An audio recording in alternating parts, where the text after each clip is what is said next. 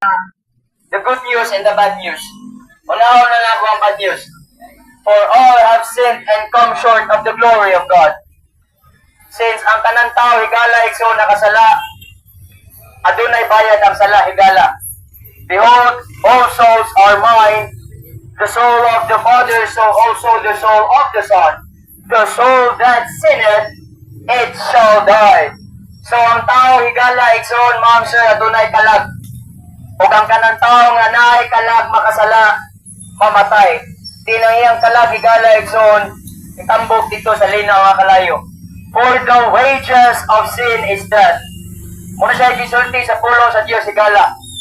The Bible says, but the people and the unbelieving and the abominable and all liars shall go to hell.